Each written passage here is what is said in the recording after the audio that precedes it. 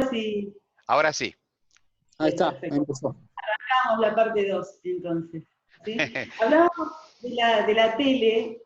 ¿Qué diferencia puede llegar a haber, o pueden encontrar ustedes, a ver, pensando un poquito, entre esos códigos con la aparición de la tele y los nuevos códigos con la aparición de Internet? Ya no hablemos del celular, hablemos de Internet. ¿Qué les parece que pudo haber cambiado culturalmente? Creo que el anonimato, por accesibilidad. así decirlo, digo.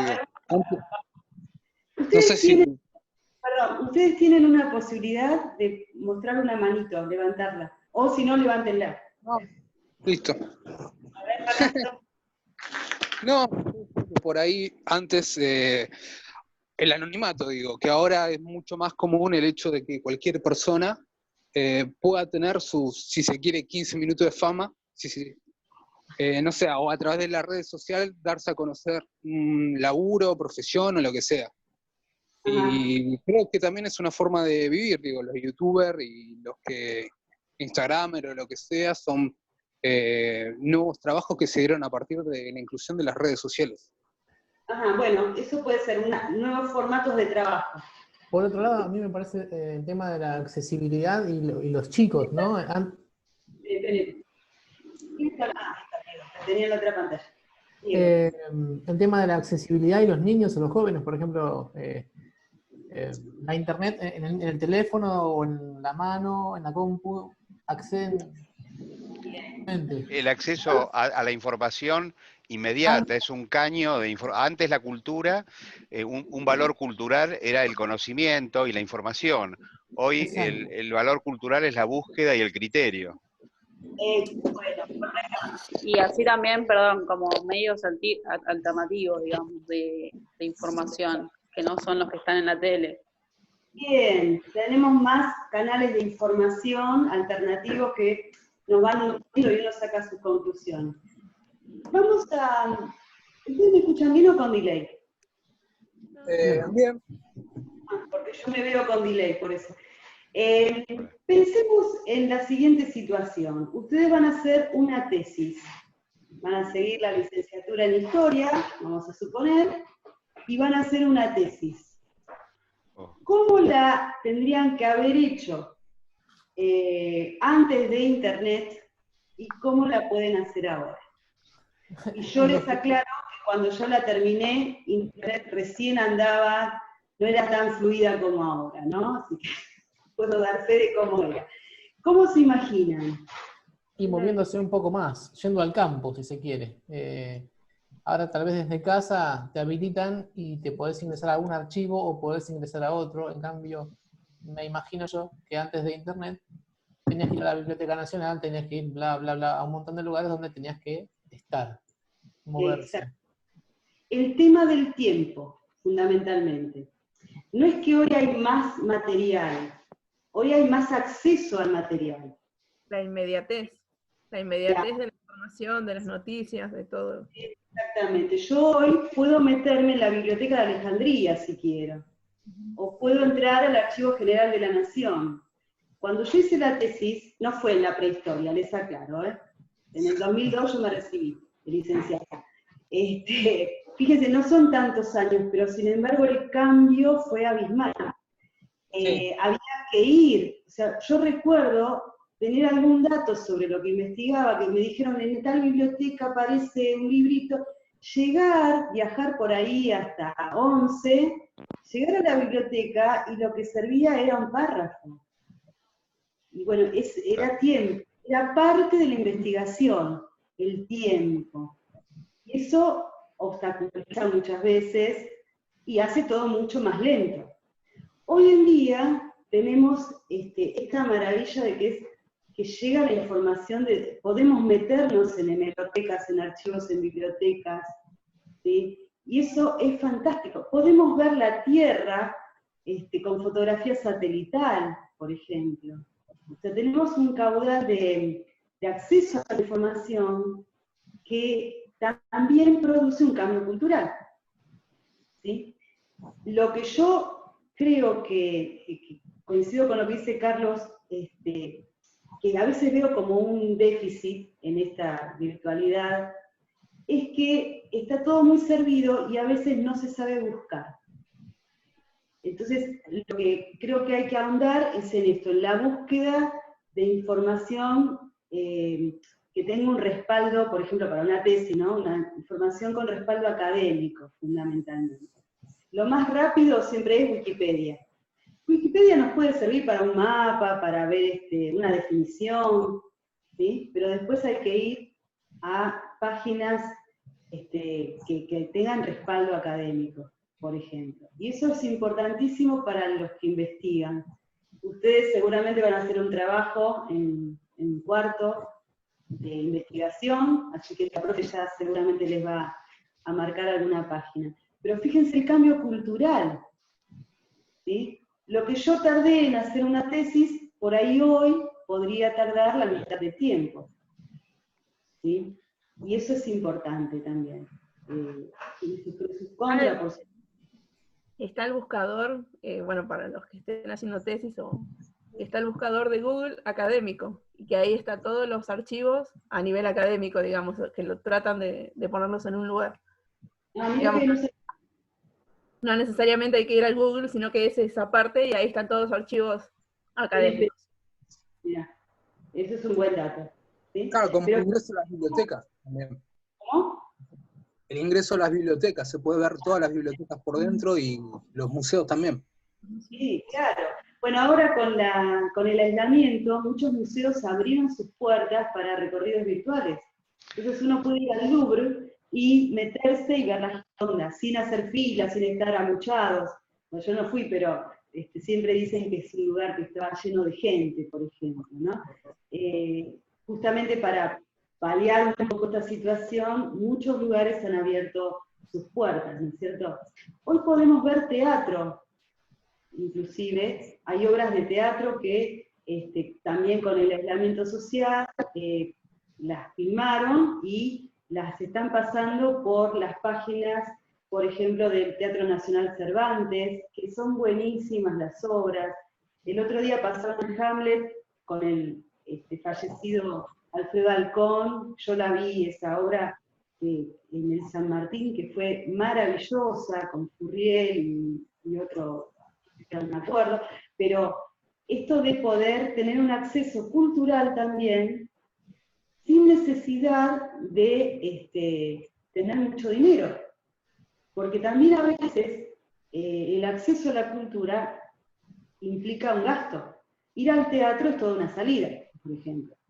Las entradas, el viaje, porque acá en Ramos Mejía tenemos un teatro que es el de la Casa de la Cultura y no está todos los sábados abierto. Bueno, vamos a suponer ir al centro, sacar las entradas que tampoco son tan económicas, depende del teatro. Bueno, hoy podemos acceder a través de la virtualidad también a manifestaciones culturales de distintas especies.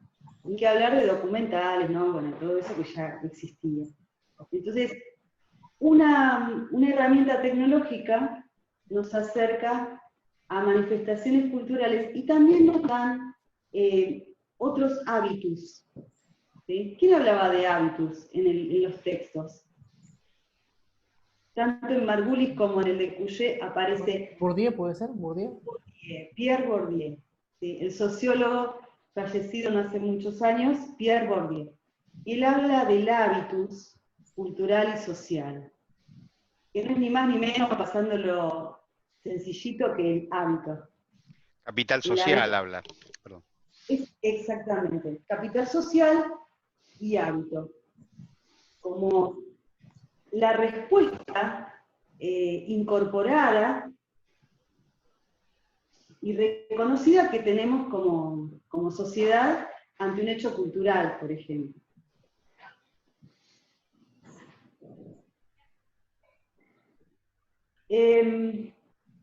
Es importante que nuestros códigos culturales que nos dan identidad los reconozcamos, tener cercanía. ¿Y esto no le sucedió alguna vez, no reconocer algo en otro lugar que no fuera su comunidad, algo raro, eso, esto, alguna situación. Yo le voy a contar una cosa que a mí me pasó, y que ahí me di cuenta de lo que es la otredad también, ¿no? Y lo que es no pertenecer. En un país donde se profesa la religión musulmana, a las 6 de la tarde se escuchaba un sonido muy fuerte y muy raro, que era la convocatoria a la hora del rezo. Pero era algo que a mí me asustó, porque no sabía qué era. Yo estaba en el medio de un río, en un barquito, y escucho como un ulular fuerte, muy fuerte, y lo que yo pensé es, nos invade, nos atacan, no sé, nos morimos todos acá. Y resulta que era el código que usaban desde las mezquitas para convocar a la gente a ir justamente a la mezquita o a la oración desde su lugar. Fíjese lo que es no conocer el código, cómo uno se puede asustar, no entenderlo, por ejemplo. Tal vez si hubiera sonado una campana, hubiera sido algo más. Claro, y si hubiese visto una cúpula de una iglesia, bueno, ese llamado de la iglesia a la misa, y acá yo no lo entendía, y fue algo totalmente extraño a mis códigos culturales. Eso no me permitía ser competente culturalmente. ¿Sí? ¿Les ocurre algún ejemplo? ¿Recuerdan algo que les haya pasado? Profesora, yo hace cosa de 2 años atrás hice un curso de lengua de señas de personas hipoacústicas y también me sentí que estaba en otro mundo hasta que, bueno, cuando uno empieza a aprender y a entender el lenguaje, se da cuenta que estaba perdiéndose algo. Ya, tal cual, es algo distinto, ¿no? Hay una compañía de teatro que hace teatro ciego acá en la Argentina. Entonces se dan obras de teatro que lo hacen personas ciegas o con muy poca visión, y cuando uno entra al lugar está todo a oscuras y lo tienen que ir guiando para poder sentarse. Uno no sabe bien ni dónde está ni qué está pasando. Los olores, las sensaciones. Todo, exactamente. Cómo se despiertan los otros sentidos. Y es ponernos en el lugar también del otro, ¿no es cierto? ¿Alguien más quiere contar alguna experiencia así, distinta, rara, de otredad? A mí me pasó en el sur, en Neuquén, en una comunidad mapuche, cuando ellos nos invitaron a almorzar, cuando faenan al cabrito o al chivito, la sangre que sale, porque primero lo dejan desangrar, te la ofrecen para tomarla. Ay. Dio impresión. Pero bueno, es también como un código también de respeto. Al principio, si uno se siente, o por ejemplo, cuando íbamos a visitar la casa, aunque a uno no le hablaran, ya preparaban el queso de cabra, el pan y el mate, y como no aceptarlo era como una especie de desprecio o rechazo, aunque no nos estuviéramos hablando. Lo primero que hacían era preparar la bienvenida al que viene, ¿no? Claro, claro. Y tuvieron que tomar la sangre de... Sí. Mirá. Sí, sí. No se ofenden también. Y no sé si se ofenden, pero por lo menos te van a ver, te vieron raro, te ven raro, ¿no? O como que no estás aceptando alguna parte de su cultura, tal vez. Y para ellos es muy importante. Exacto, sí. Con las comidas pasa mucho también, esto de la otra edad, ¿cierto? De los códigos que no nos son cercanos. Con las palabras, digamos, a nivel latinoamericano, las palabras significan una cosa, por ejemplo, acá en Argentina y en Latinoamérica, bueno, y en otros lugares también, que es totalmente diferente el significado. ¿Alguna palabra? ¿Te acordás? No sé, a ver, ahora no, en este momento no. Lo dejo para que lo busquen. ¿Cómo se dice en otro lado? Bueno, vamos a ir un poquito a Cullé para que no nos quede colgando hoy, terminarlo hoy. Perdón, teníamos la relación al video del mareo y la cazadora con la producción colectiva y la generación. ¿Pudieron hacer esto? ¿Los videos con la teoría? ¿Alguna síntesis? Yo no llegué, ¿no? ¿No? Yo de la cazadora lo que pude identificar es que, como dice Margulis, se va transformando de generación a generación la cultura, y lo que ellos hacen es combinar algo nuevo como la tecnología, que es la electrónica, que es algo muy nuevo, con un lenguaje que es muy ancestral y que persistió a la conquista española. Y por ejemplo, la cantante dice que las mujeres tobas le dan otro significado a la música, que le dan un significado más religioso, más ritual, que con eso curan y sanan, y que el estilo de su canto ella lo aprendió de las mujeres tobas y lo trajo con esto de la electrónica. De esa manera, ¿a quién llega también con esa música ancestral? Mezclando la electrónica, por ejemplo. La música Hacerla trascender a su espacio, a su contexto. Esa música quizás es más antigua, lo puede ser también lo mismo con el tango, y hacerla ser parte de esta generación también, con nuevos recursos. Claro. Exactamente. De llegar a las nuevas generaciones también. Pertenecer a... Se ve muy claro estos dos videos. Uno es de folclore con electrónica y el otro es tango con electrónica. Esto de la herencia cultural y la resignificación, cómo las nuevas generaciones también lo adornan, lo transforman con elementos que les son propios. Y lo resignifican también, ¿no? También de esa herencia cultural, de hacerla parte de su identidad.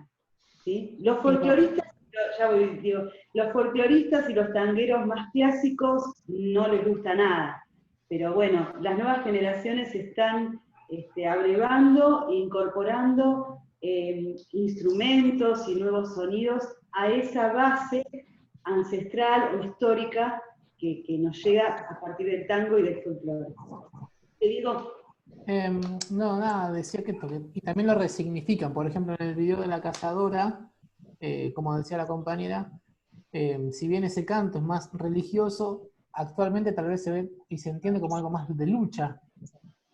Sí, también. Sí.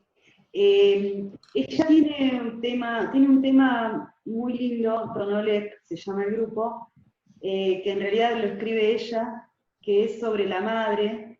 Ella tiene al papá desaparecido en la dictadura, y hizo un tema precioso que tendría que buscar cómo se llama, pero también ese tema es con raíz folclórica y de lucha, y tal vez cuando lleguemos a la dictadura se los pase, porque realmente es conmovedor sabiendo la historia, ¿sí?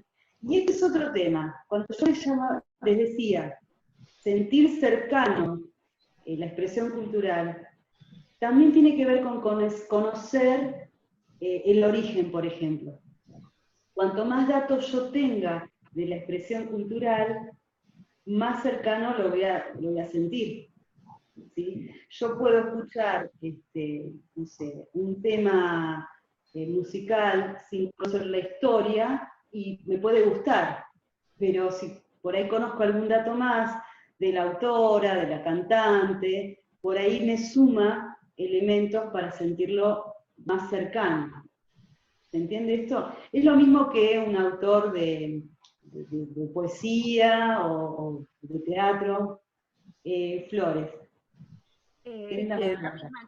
La misma cantante de Tonolec hace una resignificación que tiene todo un show que es para chicos. Son las canciones infantiles, pero hace toda la resignificación de las leyendas de los pueblos originarios, pero adaptada para chicos. Y eso está con electrónica también, ¿no? el Y eso electrónico, está bueno. canciones infantiles todas. Y leyendas hechas canciones, son maravillosas, ¿sí? Bueno, en el caso del tango, acá se ve el mareo también, donde los instrumentos también no son propios del tango clásico, pero también tiene los instrumentos clásicos. Está el bandoneón, por ejemplo, y se reconoce el tango, ¿sí? Pero está resignificado, que eso es lo importante. ¿Está? Bueno, vamos a Cullé un poquito. Ay, siempre me estoy quedando sin tiempo. Eso no.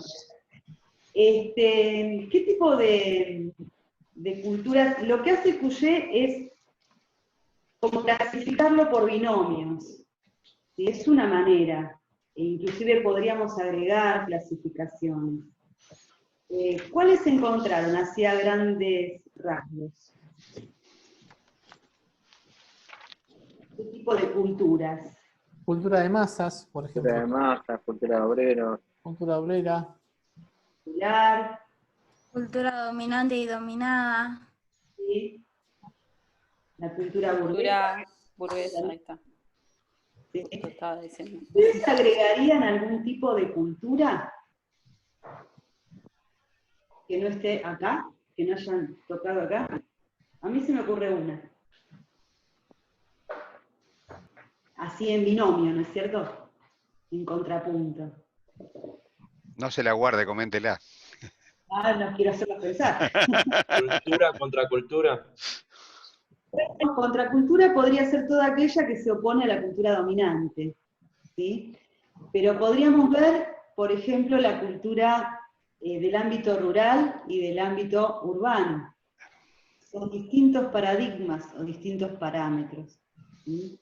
Nosotros tenemos mucho más cosas en común con gente de una ciudad, que puede ser, no sé, Madrid, o Río de Janeiro, o Montevideo, que con alguien por ahí de un pueblito en Salta, de Cachi, por ejemplo. Tenemos por ahí paradigmas y parámetros culturales, o costumbres o hábitos culturales más en común con alguien de otra ciudad que de alguien de un pueblo alejado en el propio país, por ejemplo. Eso podríamos agregar, lo que no está, ¿sí? Y con la cultura globalizada, que los años 90 nos legaron, más aún tenemos cosas en común con gente que del otro lado del mundo, ¿sí? Que compartimos justamente por la cultura de masas que se transmite a partir de Internet, por ejemplo. A partir del cine también, antes a través de la tele, bueno, el cable es el intermedio, pero hoy podemos encontrar parámetros culturales comunes con alguien de Asia. Por ejemplo, están los no lugares, digamos, un aeropuerto en cualquier parte del mundo, uno no distingue si está en Tokio o si está en París. Los shopping, las marcas grandes, los comercios de las grandes marcas pueden estar en la India, en Perú o en Buenos Aires. Tal cual. Esos son los no lugares. McDonald's. Los casinos. Los casinos, claro. En los casinos no hay horas, directamente. No, de día, para que vos no te vayas a dormir. Eso está estudiado desde el punto de vista económico, más que nada. Los no lugares. Los no lugares también son, tienen pautas culturales. Tienen pautas culturales. Esto de un aeropuerto. Mucha gente permanentemente, por poco tiempo, o sea, nadie se queda a vivir en un aeropuerto. No se conoce. Desconocidos, pero a la vez a veces se crea camaradería ante situaciones inesperadas, como puede ser, no sé, la cancelación de un vuelo, por ejemplo. El hábito cultural de ir a ver free shop, aunque no se compre nada, pero ver objetos distintos, ¿no? que que se están vendiendo por algún lugar del mundo, y por ahí reconocemos que también acá en Buenos Aires están, ¿no es cierto? Son los no lugares. Otro no lugar es una autopista, por ejemplo. Uno está de tránsito, o sea, pasa nada más. Están los no lugares, y tal cual. Muy bien, ese aporte.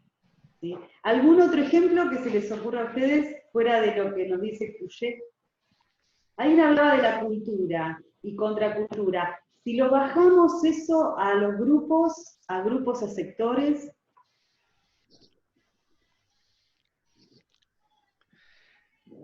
¿Cómo, profe? Pero la contracultura, perfecto. Por ejemplo, ¿qué podría ser? Una contracultura.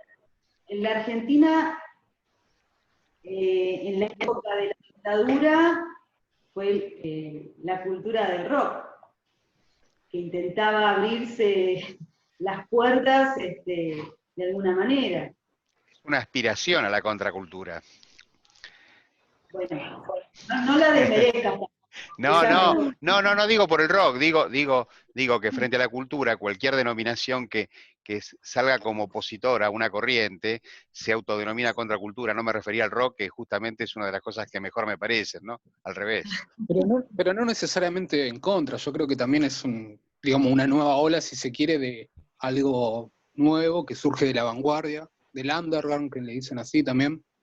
Por ejemplo, el trap, a mí particularmente no me gusta, pero muchos chicos están en esa. Al surge como contestatario. No lo piensen en el hoy, que hay cultura underground que está integrada, que no es en contra de, pero por ejemplo el rock surge como contestatario a un sistema, era una válvula de escape, de expresión cultural a un sistema de opresión, fundamentalmente. Los 60, perdón. El hipismo, por ejemplo. ¿Cómo? Hipismo, por ejemplo. En los 60, Vietnam, cuando fue. Exactamente. Bien. Bueno, de Couchet, hay algo que a mí me pareció de las culturas populares, cuando él habla o escribe, que algo que marca es que surge de la cotidianeidad, la cultura popular. Es como el hábitus que hablábamos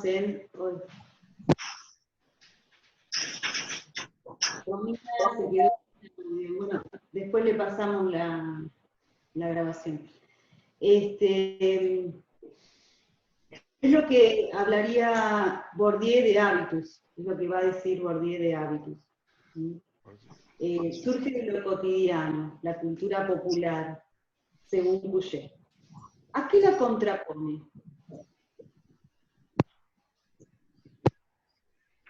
Couchet.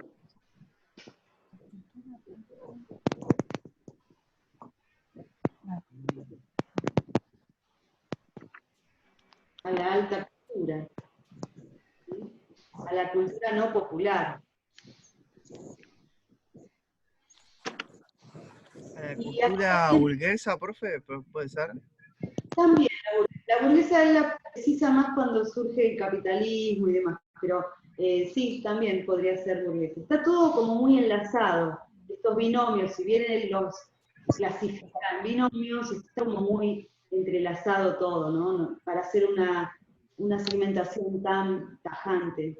Pero sí, podríamos verlo como cultura burguesa. Lo que pasa es que él lo contrapone, lo burgués al obrero, tomando como momento así muy importante la revolución industrial. Pero hoy en día eso ya está más desdibujado, ¿no es cierto? Se perdió ya. Claro. Y algo importante también en cultura de masas es esto de que no desemboca en una cultura mundial. La cultura de masas puede ser reconocida, pero no siempre aceptada e incorporada cabalmente. Por eso es de masas, pero no mundial. No todos transitamos exactamente la misma cultura. En cada lugar, aparte, se va a resignificar. Por ejemplo, si vamos a McDonald's, en un lugar como México, las salsas son re picantes. Sí. ¿Por qué? Porque se adapta a la cultura del lugar, por ejemplo. Entonces, es parte de la cultura de masa, sí. McDonald's es lo primero que llegó a la a Rusia una vez que cayó la Unión Soviética. ¿Sí? Fue lo primerito con Coca-Cola. Es mundial, es reconocida, es parte de esa cultura de masas. Pero en cada lugar se adapta a las costumbres propias, a los parámetros de comida de donde se instala. ¿Sí? Eso es importante también tener.